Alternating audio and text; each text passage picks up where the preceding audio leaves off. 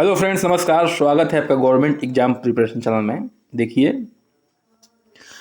28 अक्टूबर 2023 का first shift का paper का जो है एनालिसिस करने वाले हैं यूपी ट्रिपल एस सी पेट का। जैसा कि आप लोगों को थंबनेल में दिख रहा है, कोशिश करेंगे कि अधिकतर क्वेश्चन का जवाब दे दिया जाए। एक दो क्वेश्चन बचेंगे अधिक से अधिक, नहीं तो 100% जो है क्वेश्चन को आप लोगों को दे दिया जाए। चलिए शुरू करते हैं बिना देरी किए हुए पहले प्रश्न का उत्तर। ठीक है, पहला प्रश्न क्या है? शिवाजी की मृत्यु के बाद मराठा राज्य में प्रभावी शक्ति चीतापवन ब्राह्मणों के एक परिवार के पास थी, जिन्होंने शिवाजी के उत्तराधिकारी को पेशवा यानी कि प्रधानमंत्री के रूप में सेवा दी थी। कौन सा शहर मराठा साम्राज्य की राजधानी बन गई? मुख्य क्वेश्चन यही था कि कौन सा शहर जो है मराठा साम्राज्य की राजधानी बन गई। सतारा, नागपुर, नासिक, पुणे। तो इस प्रश्न का उत्तर हो जाएगा डी, यानी कि पुणे जो है इसकी राजधानी बन गई। आगे बढ़ते हैं, प्रश्न संख्या 2 पे आते हैं। महावीर स्वामी, ठीक है, जिन के नाम से जाने लगे, जिन का क्या अर्थ है? ठीक है, जिन का क्या अर्थ है? देखिए, जिन एक्चुअल में संस्कृत का शब्द है। ठीक है, तो जिन का वास्तव में क्या वास्तविक अर्थ क्या है? विजेता, महान आत्मा, भगवान या अहिंसक। तो उत्तर का हो जाएगा दूसरे का ए, यानी कि विजेता। ठीक है, आगे बढ़ते हैं, प्रश्न संख्या 3 पे आते हैं। जैसा कि अशोक के शिलालेख में उल्लेख किया गया है कि मौर्य साम्राज्य में राजधानी पाटलिपुत्र और अन्य 4 प्रांतीय केंद्र सहित 4 प्रमुख राजनीतिक केंद्र थे। निम्नलिखित में से कौन सा प्रांतीय केंद्र नहीं था? तक्षशिला, उज्जैनी, स्वर्णगिरी या इंद्रप्रस्थ। उत्तर हो जाएगा आपका डी, यानी कि इंद्रप्रस्थ जो था प्रांतीय केंद्र नहीं था, बाकी सब किसके थे। ठीक है, प्रश्न संख्या 4 पे आते हैं। ऋग्वेद में विश्वामित्र नामक एक ऋषि और किन दो नदियों के बीच संवाद है? ठीक है, सतलुज और चिनाब, ब्यास और सतलुज, चिनाब और रावी, ब्यास और झेलम। तो चौथे प्रश्न का उत्तर हो जाएगा सी, यानी कि चिनाब और रावी के बीच में जो है संवाद है। किसके बीच में? ऋषि विश्वामित्र और चिनाब और रावी के बीच में एक संवाद है। ठीक है, यह ऋग्वेद में इसका उल्लेख किया गया है। आगे बढ़ते हैं, प्रश्न संख्या 5 पे आते हैं। ठीक है, प्रश्न संख्या 5 पे आते हैं। 1722 में डैश की सूबेदारी सवाई राजा जय सिंह को दे दी गई थी? आमेर की, मालवा की, लखनऊ की या आगरा की? 1722 में जो है आगरा की सूबेदारी सवाई राजा जय सिंह को दे दी गई थी। तो 5वें का उत्तर हो जाएगा आपका डी ऑप्शन। आगे बढ़ते हैं, प्रश्न संख्या 6 पे आते हैं। ठीक है, तो प्रश्न संख्या 6 क्या है? निम्नलिखित में से किसने अपने सहयोगियों को यह महसूस कराने के लिए प्रेरित किया था कि संविधान सभा ब्रिटिश निर्मित थी और ब्रिटिश के चुनावों पर काम कर रही थी और ब्रिटिश चाहते थे कि इस पर काम किया जाए? तो ऑप्शन है सरदार वल्लभ भाई पटेल, सी राजगोपालचारी या अब्दुल गफ्फार निसार खान या सोमनाथ लाहिड़ी।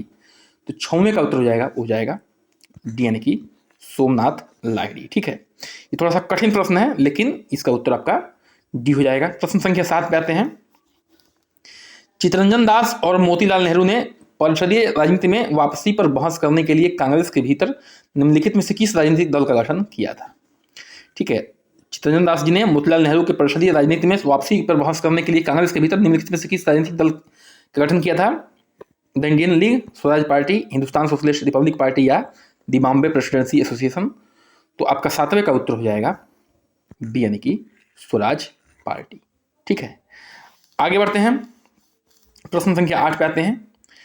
कांग्रेस का अधिवेशन कहाँ हुआ था जिसमें महात्मा गांधी ने अन्य नेताओं को खिलाफ साथ साथ स्वराज समर्थन में असहयोग आंदोलन शुरू करने का आवश्यकता के बारे में आश्वस्त किया था? ठीक है, देखिए 1920 में जो है 2 हुआ था आंदोलन। ठीक है, लेकिन पहले वाले में ये मामला जो है नहीं हो पाया था, इस पर मान्यता नहीं मिली थी कि शुरू किया जाए असहयोग आंदोलन। लेकिन दूसरा जो हुआ था नागपुर वाला, उसमें जो है इसको मान्यता मिल गई थी। तो उसका उत्तर हो जाएगा डी ऑप्शन। ठीक है, थोड़ा सा ये घुमाने वाला प्रश्न था।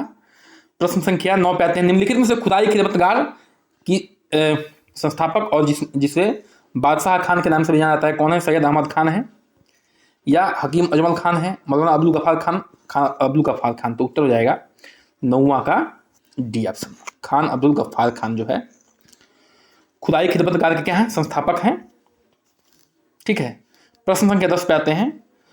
1913 में हिंदुस्तान गदर पार्टी के मुख्यालय में स्थित थी। ठीक है, हिंदुस्तान 1913 में गदर पार्टी का मुख्यालय कहाँ पे स्थित थी?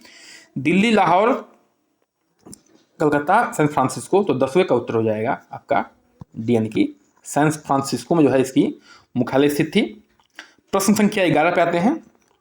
सिंधुई कुमुदनी लिली भारत के निम्नलिखित में से किस राज्य में पाई जाने वाली एकमात्र स्थलीय कुमुदनी लिली है? ठीक है, असम, पश्चिम बंगाल, मणिपुर, त्रिपुरा। तो 11वें का उत्तर हो जाएगा सी, यानी कि मणिपुर में जो है ये पाई जाती है सिरोय कुमुदनी लिली। ठीक है, प्रश्न संख्या 12 पे आते हैं।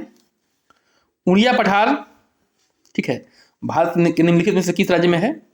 राजस्थान, मध्य प्रदेश, कर्नाटक या महाराष्ट्र। तो 12 का उत्तर हो जाएगा ए, यानी कि उड़िया पठार जो है कहाँ पे है? राजस्थान में है। उड़िया पठार कहाँ पे है? राजस्थान में है। प्रश्न संख्या 13 पे आते हैं। शीत ऋतु के शुरुआती में तमिलनाडु के तटीय क्षेत्रों में वर्षा का कारण क्या है? उत्तर पूर्वी मानसून वर्षा, जो या स्थानीय वायु परिसंचरण, या शीतोष्ण चक्रवात, या दक्षिण पश्चिमी वर्षा ऋतु मानसून। देखिए, जब लौट के मानसून आता है तो कहाँ पे होता है? तब तमिलनाडु में वर्षा होती है, ये आपको पता होगा। आसान प्रश्न था, तो उत्तर हो जाएगा ए ऑप्शन। ठीक है, आगे बढ़ते हैं। प्रश्न संख्या 14 पे आते हैं। ठीक है,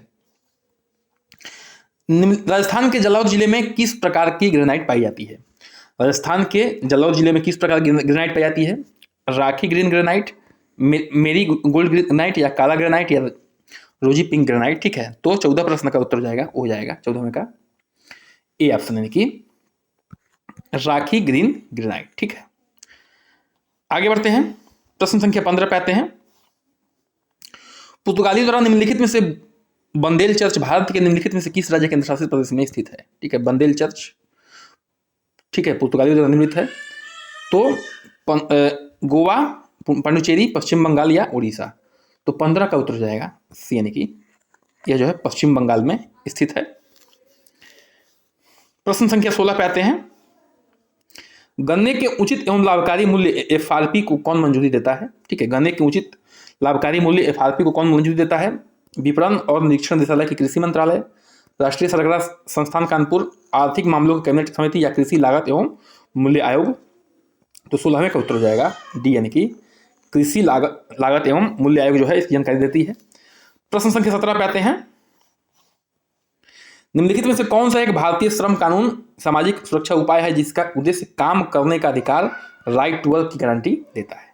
निम्नलिखित में से कौन सा एक भारतीय श्रम कानून और सामाजिक सुरक्षा उपाय है जिसका उद्देश्य जो है काम करने का अधिकार, राइट, ठीक है, राइट टू वर्क का गारंटी देता है? भारतीय प्रबंधन संस्थान अधिनियम, महात्मा गांधी राष्ट्रीय ग्रामीण रोजगार गारंटी योजना, यानी कि वही मनरेगा, वेतन भुगतान अधिनियम 2017, या नागरिकता अधिनियम। तो उत्तर हो जाएगा 17वें का बी ऑप्शन। ठीक है, ये बी ऑप्शन होगा। ठीक है, ध्यान रखिएगा, बी ऑप्शन उत्तर होगा इसका। प्रश्न संख्या 18 पे आते हैं।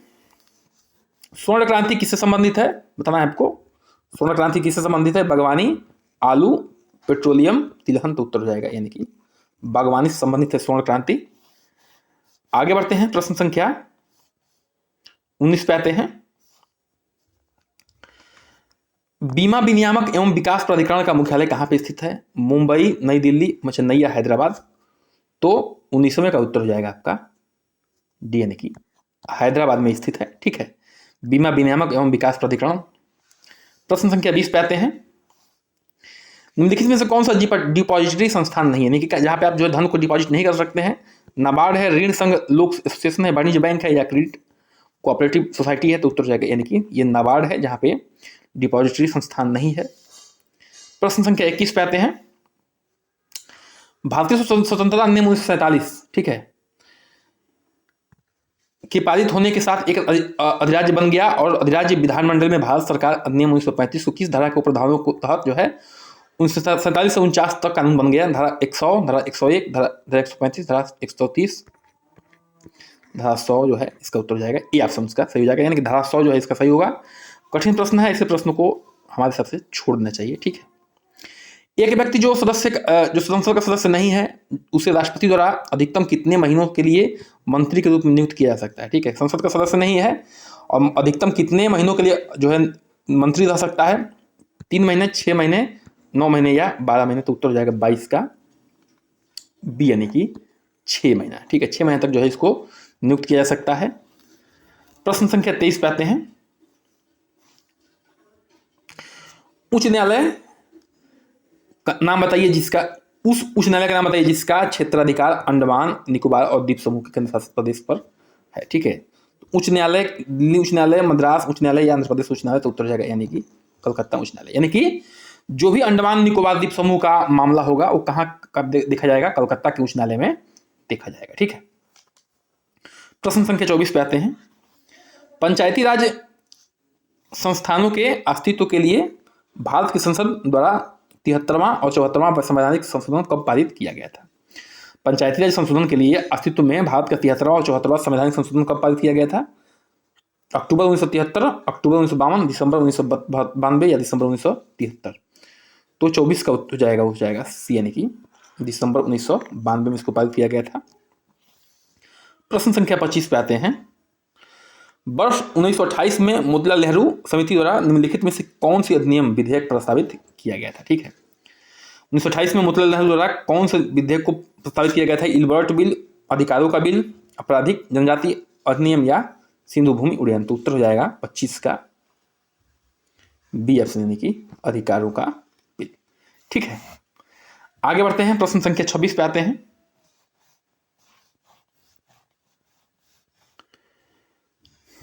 स्वर यंत्र के संबंध में निम्नलिखित में से कौन सा सही है? इसमें स्वर रज्जु होते हैं, यह एक हड्डीदार बक्सा है, या श्वास नली में आक्रमण करने वाला रोज जनकों का रुकता है, या उपस्थित बना अंग है, या ग्रसनली में को श्वास नली से जोड़ता है? तो उत्तर डी हो जाएगा। यह उपस्थित से बना एक अंग है, ग्रसनली को श्वास नली से जोड़ता है। प्रश्न संख्या 27 पे आते हैं।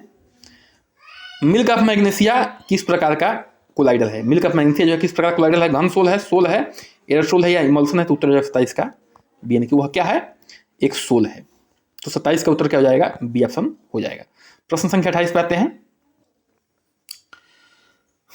निम्नलिखित में से कौन सा कार्बनिक यौगिक मानव शरीर में प्रोटोप्लाज्मा को जमा देता है? ठीक है, 28 में कौन सा ऐसा जो है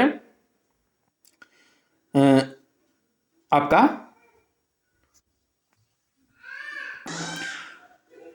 28वें प्रश्न को देख लेते हैं। निम्नलिखित में से कौन सा कार्बनिक यौगिक मानव शरीर में प्रोटोप्लाज्म को जमा देते हैं?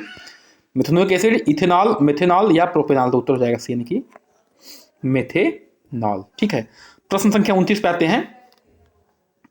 निम्नलिखित में से कौन सा आंतरिक सौर मंडल में स्थित एकमात्र बौना ग्रह है? ठीक है, एकमात्र बौना ग्रह कौन सा है? मेकमर, सिरेस, प्लूटो या होमे? तो उत्तर हो जाएगा सी, यानी कि प्लूटो है। बाकी सब जो है क्षुद्र ग्रह में आते हैं। प्लूटो क्या है?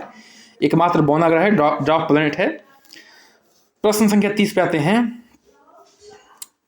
बिछुआ यानी कि नेटल पत्तियों की में चुभने वाले बालों में निम्नलिखित में से कौन सा अम्ल मौजूद है? ठीक है, नेटल के पत्तियों में चुभने वाला बालों में निम्नलिखित में से कौन सा अम्ल मौजूद होता है? मेथनोइक अम्ल, एथनिक अम्ल, ऑक्सैलिक अम्ल या कार्बनिक अम्ल? तो उत्तर हो जाएगा 30 का ए ऑप्शन। ठीक है, आगे बढ़ते हैं। प्रश्न संख्या 31 पे आते हैं।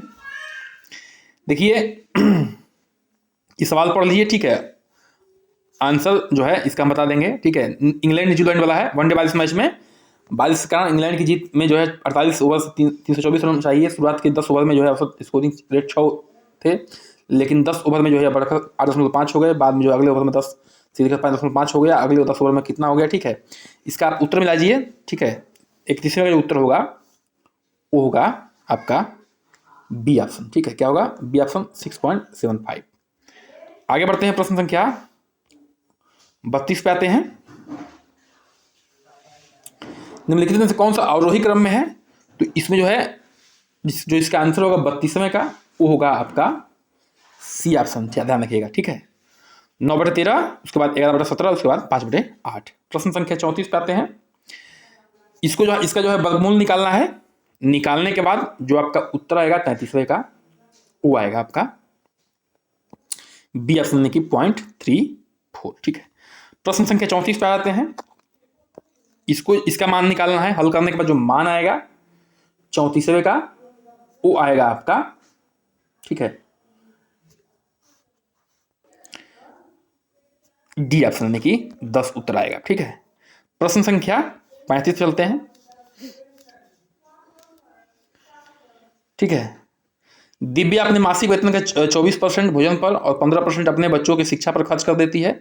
शेष वेतन का 25% मनोरंजन पर और इतना % परिवहन पर खर्च कर देती है। उसके बाद जो है पास इतना रुपए बचे, दिव्या का मासिक वेतन कितना है। ठीक है, इसको बताना है। तो देखिए 35वें का जो उत्तर आएगा आपका, वो आएगा ए ऑप्शन, यानी कि 32,000 रुपये जो है उसका मासिक वेतन आएगा। प्रश्न संख्या 36 पे आते हैं।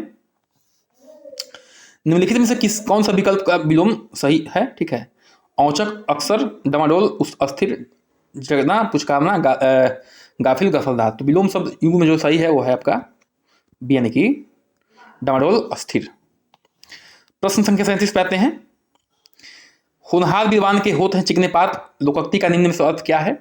होनहार व्यक्ति सदा दिखावा करता है। होनहार व्यक्ति जो है हमेशा दूसरों का दोष निकालता है। होनहार व्यक्ति बहुत ही परिश्रम करता है। होनहार व्यक्ति जो है प्रतिभा बचपन में ही दिखाई देती है। तो उत्तर डी हो जाएगा, होनहार व्यक्ति की जो है प्रतिभा क्या देती है, बचपन में ही दिखाई देती है। प्रश्न संख्या 38 पे आते हैं। निम्नलिखित में से कौन से विकल्प में सही शब्द पुल्लिंग वाले हैं। ठीक है, सभी शब्द क्या है, पुल्लिंग है। संचार, पालन, ग्रीवा, मनुष्य बनावट, रौनक, पतलून, झल्लाट, अछूता, प्लेटफॉर्म, प्रतिकरण, गिरोह। तो 38 का उत्तर हो जाएगा आपका, हो जाएगा डी ऑप्शन, यानी कि प्लेटफॉर्म, प्राधिकरण और गिरोह जो है क्या होगा, सभी शब्द पुल्लिंग होंगे।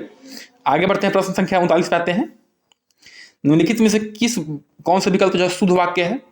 शुद्ध वाक्य की बात हो रही है। महादेवी छायावादी कवयित्री थी। जब भी आप जाओ मुझे मिले, आप आपके दर्शन पाकर धन्य हो गए। रमा ने अपने भाई से पुस्तक पढ़ने को कहा। ठीक है, तो इसका उत्तर हो जाएगा डी, यानी कि रमा ने अपने भाई से पुस्तक को पढ़ने को कहा। कलम के जादूगर किसको कहा गया है। देखिए कलम के जादूगर किसको कहा गया है, मैथिली शरण गुप्त, सुमित्रानंद पंत, राम बेनीपुरी या मुंशी प्रेमचंद। उत्तर हो जाएगा सी, यानी कि राम वृक्ष बेनीपुरी को जो है कलम का जादूगर कहा गया है। ठीक है, अब इसमें एंटोनिम चुनना है फास्टिडियस का। ठीक है, फास्टिडियस का क्या चुनना है, जो है वो चुनना है, मतलब कि विलोम शब्द चुनना है। फास्टिडियस का मतलब होता है तुनक मिजाज। ठीक है, तो थाटलेस मतलब विचारहीन होता है, केयरलेस मतलब लापरवाह होता है, इंसिडेंट मतलब वैसा ही होता है कुछ। ठीक है, इसका जो है सही जो मिल रहा है उल्टा वही मिल रहा है, केयरफुल मिल रहा है। ठीक है, कि उसका उल्टा। ठीक है, पुट द करेक्ट वर्ब। तो करेक्ट वर्ब इसमें जो है I am the person who dash to be blamed. तो एम आर इज वेयर। ठीक है, I am the person who is होगा। ठीक है, who is to be blamed. ठीक है, ये होगा। 43 का जो है देखिए थोड़ा सा कंफ्यूजन है, लेकिन हमें जो लग रहा है वो इसका यही होगा, जो स्पेलिंग वाला मिस्टेक की बात हो रही है। देखिए ये जो है आप पढ़ लीजिएगा, क्या बोलते हैं, जो ही अंग्रेजी का क्या है, ये आपका दिया हुआ है पैसेज, और मैं जो है डायरेक्ट आपको आंसर बता दे रहा हूँ। ठीक है, 44 का जो उत्तर हो जाएगा वो देखिए इसमें लिखा है वर्ल्ड का highest peak is located in. ठीक है, देखिए यहाँ पे ऊपर दिया हुआ है, यहाँ पे डायरेक्ट मिल जाएगा कि the world highest peak range are located in this range. In this range किसकी बात हो रही है, तो हिमाद्री की बात हो रही है। तो यहाँ पे आपको साफ दिख रहा है। ठीक है, तो इसका उत्तर जो हो जाएगा वो बी ऑप्शन हो जाएगा 44 का।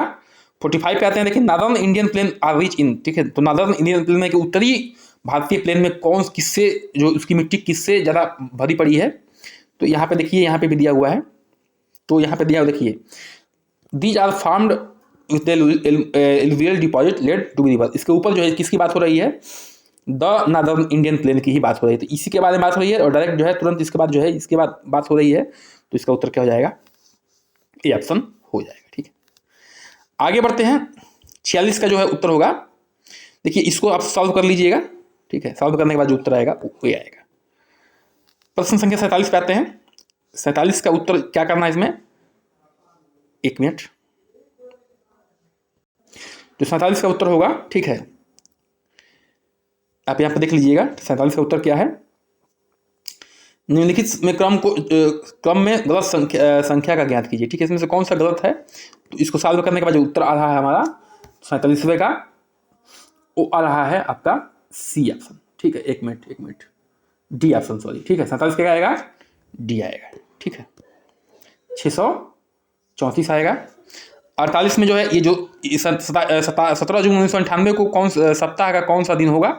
ठीक है, तो 48 का जो उत्तर आएगा वो आएगा सी, यानी कि बुधवार आएगा। ठीक है, आगे बढ़ते हैं। 49वें प्रश्न को करना है आपको हल। तो इसको हल करने के बाद देखिए ये रिलेशन दिया हुआ है, इसका जो रिलेशन बनेगा 49वें का, उसको उत्तर हो जाएगा डी ऑप्शन। ठीक है, P - M + N × Q।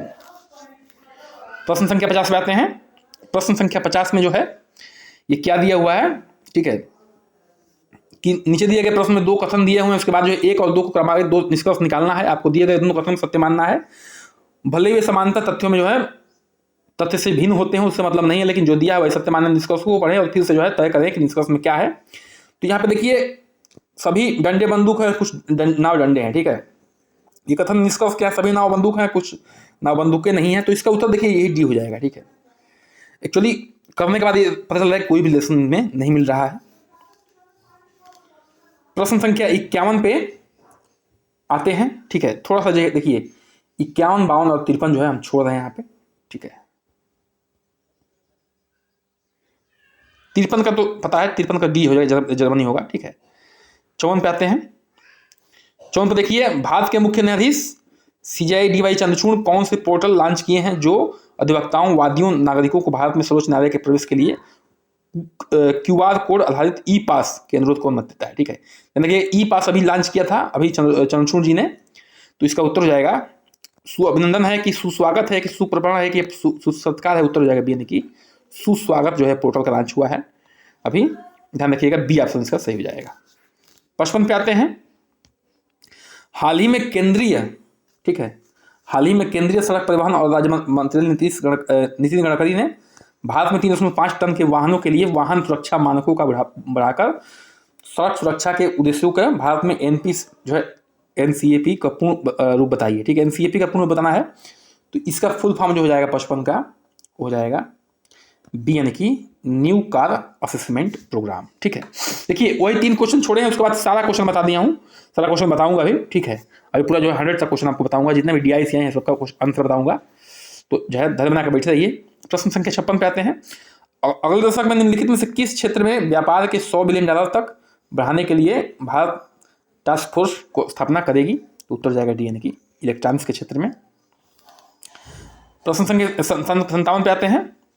विश्व का पहला 7 मिनट कैंसर उपचार टीका किस देश में शुरू हुआ है? विश्व का पहला 7 मिनट कैंसर उपचार टीका जो है किस देश में शुरू हुआ है? तो 57 का हो जाएगा, वो हो जाएगा ए, यानी कि इंग्लैंड में शुरू हुआ है। ठीक है, आगे बढ़ते हैं। प्रश्न संख्या 58 पे आते हैं। अब देखिए ये क्या है, मध्य प्रदेश में लागू मुख्यमंत्री लाडली बहना योजना के लिए महिलाओं के आयु सीमा क्या है? तो देखिए महिलाओं की आयु सीमा की बात हो रही है, तो इसको आप लोग थोड़ा सा ध्यान दीजिएगा। इसका उत्तर हो जाएगा आपका ए ऑप्शन, यानी कि आवेदन के कैलेंडर वर्ष में 1 जनवरी 21 से वर्ष पूरे होने चाहिए और 60 वर्ष से कम होने चाहिए, इसको ध्यान रखना है। ठीक है, 1 मिनट, सॉरी, इसका उत्तर जो है ये डी ही होगा। ठीक है, आगे बढ़ते हैं। 59 पे आते हैं। पूर्वोत्तर सीमांत रेलवे में वर्ष सूक्ष्म परियोजना के PMI दक्षिण एशिया पुरस्कार जीता। यह परियोजना निम्नलिखित में से किस जानवर के बचाव के लिए इंस्ट्रक्शन डिटेक्शन सिस्टम है? ठीक है, वर्ष के सूक्ष्म परियोजनाओं में जो है ये PMI एशिया पुरस्कार जीता है। तो ये जो है इसका उत्तर हो जाएगा बी, यानी कि हाथी के बचाव के लिए है था। हाल ही में भारतीय वायुसेना IAF के पश्चिमी वायु कमान द्वारा शुरू की गई वार्षिक परीक्षण अभ्यास का नाम बताइए। ठीक है, जो अभी भारतीय वायुसेना ने शुरू किया है वार्षिक प्रशिक्षण अभियान, तो 60 का उत्तर हो जाएगा ऑप्शन डी, यानी कि त्रिशूल। उसका नाम क्या है? त्रिशूल है। 61 पे आते हैं। मेनन वन्यजीव अभयारण्य भारत के निम्नलिखित में से किस राज्य केंद्रशासित प्रदेश में स्थित है? मेनन वन्य अभयारण्य तो लद्दाख में, जम्मू कश्मीर में, असम में, सिक्किम में, तो उत्तर हो जाएगा सिक्किम में स्थित है कौन? मेनन वन्य अभयारण्य। ठीक है, आगे बढ़ते हैं। प्रश्न संख्या 62 पे आते हैं। तेलंगाना राज्य के पालमपेट गांव में स्थित रामप्पा मंदिर जिस वर्ष 2021 के यूनेस्को विश्व धरोहर स्थित घोषित किया गया था, उसका निर्माण निम्नलिखित में से किस राजवंश के शासनकाल में कराया गया था? ठीक है, किस राजवंश में जो है रामप्पा मंदिर का निर्माण हुआ था? मुंसूरी, बहमनी, विजयनगर या काकतीय? तो उत्तर हो जाएगा 62 का काकतीय राजवंश में जो है इसका निर्माण हुआ था। आगे बढ़ते हैं। 63 पे आते हैं। भारत के संघ के प्रधानमंत्री और अन्य मंत्रियों की नियुक्ति भारत के संविधान के डैश के तहत राष्ट्रपति द्वारा की जाती है। ठीक है, भारत के संघ के प्रधानमंत्री और अन्य मंत्रियों की नियुक्ति भारत के संविधान के डैश के तहत की जाती है। तो 63 का उत्तर हो जाएगा, वो हो जाएगा आपका डी, यानी कि अनुच्छेद 75 के तहत। ठीक है, प्रश्न संख्या 64 पे आते हैं। कुथु भारत के निम्नलिखित में से किस राज्य केंद्र शासित प्रदेश में कुथुम्बलम मंदिर में प्रदर्शित एक सामाजिक धार्मिक कला है? ठीक है, कुथु भारत के निम्नलिखित में से किस राज्य के केंद्र शासित प्रदेश में कुथुम्बलम मंदिर में प्रदर्शित एक सामाजिक धार्मिक कला है? सिक्किम, आंध्र प्रदेश, केरल या तेलंगाना? तो 64 का उत्तर हो जाएगा, हो जाएगा यानी कि केरल में। ठीक है, आगे बढ़ते हैं, 65 पे आते हैं। केंद्रीय भारतीय भाषा संस्थान का मुख्यालय जो है निम्नलिखित में से किस स्थान पर स्थित है? केंद्रीय भारतीय भाषा संस्थान का मुख्यालय निम्नलिखित में से किस स्थान पर स्थित है? मैसूर कर्नाटक, मुंबई महाराष्ट्र, भोपाल मध्य प्रदेश या मानसरोवर गुड़गांव? तो 65 का उत्तर हो जाएगा, यानी कि मैसूर कर्नाटक। जिस भी बच्चे ने इस पेपर को किया है बड़ा ही ढंग से इस पेपर को जो है हल किया है, काबिल तारीफ। कुछ प्रश्न गलत हुए हैं लेकिन बहुत ही गजब तरीके से इसको हल किया गया है। रासायनिक हथियार का निषेध संगठन OPCW में कितने सदस्य हैं? तो 195, 194, 203 या 193? तो उत्तर हो जाएगा डी, यानी कि 193 देश हैं। ठीक है, निम्नलिखित में से कौन सा, तो 67 पे आते हैं, मालदीव का आधिकारिक भाषा है? तो 67 का उत्तर हो जाएगा डी, यानी कि दिवेही जो है मालदीव का क्या है? आधिकारिक भाषा है। ठीक है, दारी जोगम मलयालम नहीं है, दिवेही है। प्रश्न संख्या 68 पे आते हैं। पुला निम्नलिखित में से किस देश की राष्ट्रीय मुद्रा है? बोत्सवाना, कंबोडिया, म्यांमार या पोलैंड? तो पुला जो है यानी कि बोत्सवाना की क्या है? राष्ट्रीय मुद्रा है। पेरुंगई कोंगू विलियर द्वारा निम्नलिखित में से महाकाव्य कृति है? यह भारत निम्नलिखित में से किस साहित्य से संबंधित है? ठीक है, देखिए जो पेरुंगदाई कोंगू बेलियार द्वारा लिखित महाकाव्य कृति है, यह भारत की निम्नलिखित में से किस साहित्य से संबंधित है? तेलुगु साहित्य से, तमिल साहित्य से, कन्नड़ साहित्य से या मलयालम साहित्य से? 69 का हो जाएगा बी ऑप्शन, यानी कि तमिल साहित्य से संबंधित है। आगे बढ़ते हैं, प्रश्न संख्या 70 पे आते हैं। भारत सरकार द्वारा 1967 में निम्नलिखित में से किस वीरता पुरस्कार का नाम बदलकर शौर्य चक्र कर दिया गया था? 1967 में जो है शौर्य चक्र का नाम बदलकर जो है क्या कर दिया गया था? तो ऑप्शन अशोक चक्र वर्ग 1, अशोक चक्र वर्ग 2, अशोक चक्र वर्ग तृतीय या अशोक महावीर चक्र 1? तो उत्तर जाएगा यानी कि अशोक चक्र वर्ग तृतीय कर दिया गया था। अब इस गद्यांश को आपको पढ़ लेना है। ठीक है, इस गद्यांश को पढ़ लेना है, हिंदी वाला। ठीक है, उसके बाद जो है मैं इसका उत्तर आपको डायरेक्ट बता दे रहा हूं। प्रश्न संख्या 71 का देख लीजिए। हमारे देश के समाजसेवी उद्रमुखी योजनाओं में वंचित वर्ग कौन सा है? सरकार पेंशन विहीन वयोवृद्ध जनवर्ग है। देखिए जो भी गद्यांश होता है उसी को सत्य मानना होता है, वहीं से प्रश्नों को खोलना होता है, अपने से कुछ भी दिमाग लाने की जरूरत नहीं होती है।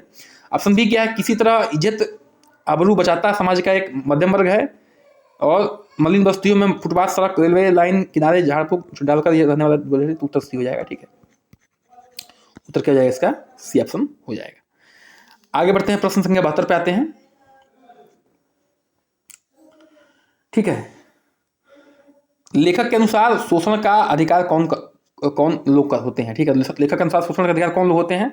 पढ़े लिखे उपयुक्त रोजगार विहीन नवयुवक वर्ग, या वस्तु एवं लेखक सेवाओं का उपयोग करने वाले उपभोक्ता वर्ग, उत्पादक से जुड़ा व्यवहारी मंडल या नौकरशाहों से तथाकथित बुद्धिजीवी वर्ग? तो उत्तर भी हो जाएगा वस्तु एवं सेवाओं से उपयोग करने वाला उपभोक्ता वर्ग। 73 पे आते हैं। समाज के मध्यम वर्ग कौन सा समस्या है? ठीक है, समाज के मध्यम वर्ग की समस्या कौन सी है? गरीब और श्रमिक वर्ग से संबंधित, उचित शिक्षक उदाहरण से संबंधित, घर का हर सदस्य मजदूरी या के लिए व्यवस्था या जीवन यापन करने के लिए आर्थिक परेशानी से सामाजिक प्रतिष्ठा खतरा है? तो 73 का जो उत्तर हो जाएगा वो हो जाएगा डी ऑप्शन। ठीक है, इस बच्चे ने जो है गजब की जो है किया हुआ है हल। समाजोपयोगी उद्योगमुखी योजनाओं के वंचित वर्ग के शोषण के लिए उत्तरदायी है राजनेता, व्यापारी वर्ग, सरकारी तंत्र एवं तथाकथित बुद्धिजीवी, समाज के धर्मप्राण पंडित या कथावाचक लोग, समाज के मध्यम वर्ग या उच्च वर्ग, शिक्षित एवं संपन्न नौकरशाही वर्ग। 74 का उत्तर हो जाएगा ए ऑप्शन। ठीक है, क्या हो जाएगा? ए ऑप्शन हो जाएगा। आगे बढ़ते हैं, 75 पे आते हैं। शैक्षणिक और सांस्कृतिक शब्द किस व्यापारिक इकाइयों से संबंधित प्रत्यय बनाना है आपको, तो इसका उत्तर भी 75 का क्या हो जाएगा, सी हो जाएगा। ध्यान से पढ़ लीजिएगा, ठीक है। विशेषण और विशेषण शब्द इक प्रत्यय है। अब इस गद्यांश को भी आपको पढ़ लेना है, ठीक है। मैं डायरेक्ट आपको आंसर यहाँ पर बता दे रहा हूँ। इस गद्यांश को पढ़ने के बाद प्रश्न संख्या 76 से, तो देखिए, क्या भिक्षावृत्ति देश की समस्या है, आपका इस पर क्या विषय है, तो इसको सब पढ़ लीजिएगा, उत्तर हो जाएगा आपका सी ऑप्शन।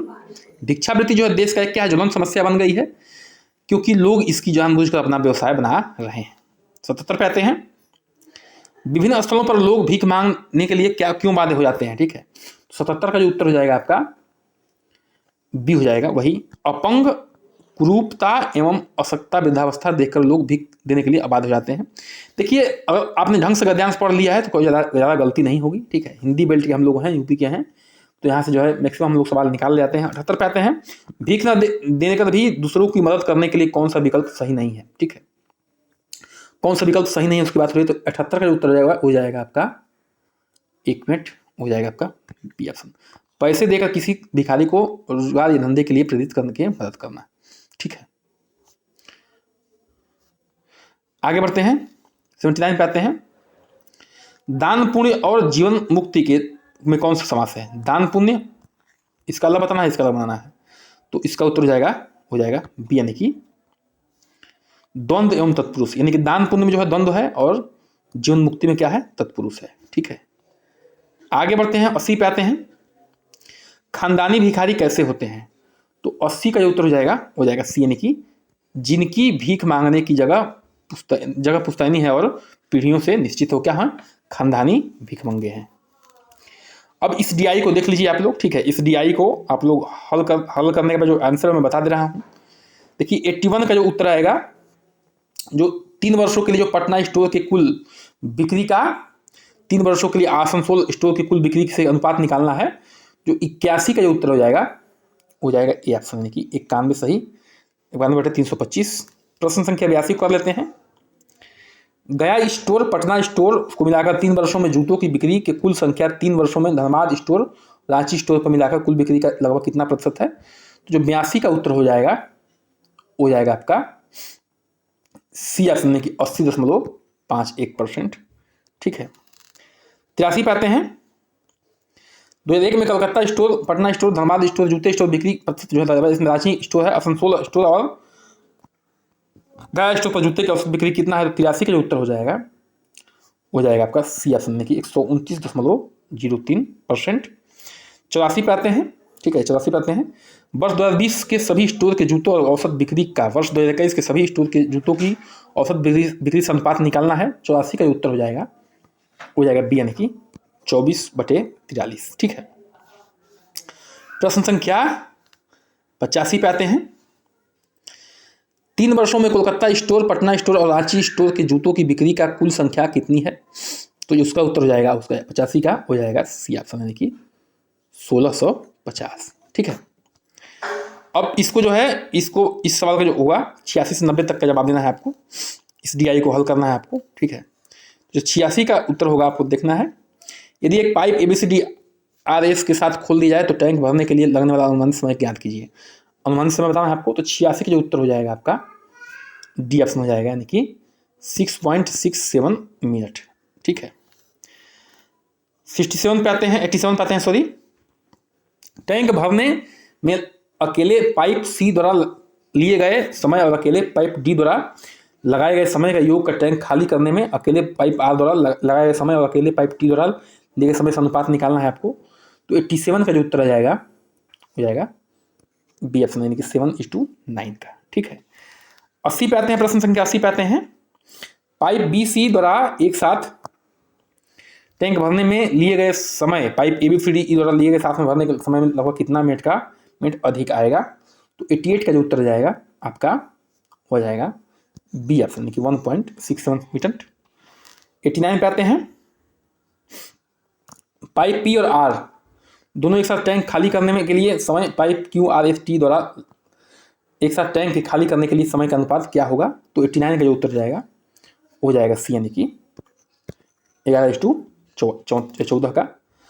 90 पे आते हैं। यदि सभी इनलेट पाइप आउटलेट पाइप सबके साथ खोल दिए जाते हैं तो पूरी टैंक खाली होने में लगने वाला समय कितना है? तो 90 का जो उत्तर हो जाएगा यानी कि 8 मिनट जो है खाली होने में लगेगा।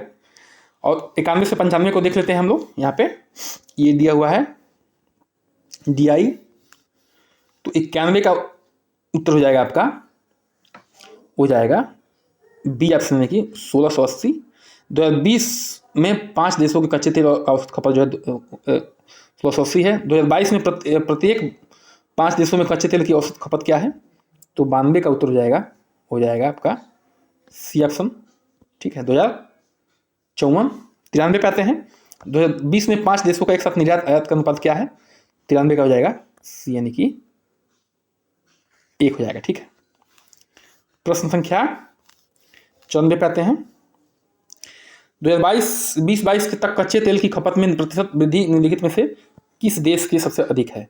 अफगानिस्तान, बांग्लादेश, भूटान या मालदीव। तो 94 का उत्तर हो जाएगा डी यानी कि मालदीव। ठीक है, 95 पे आते हैं।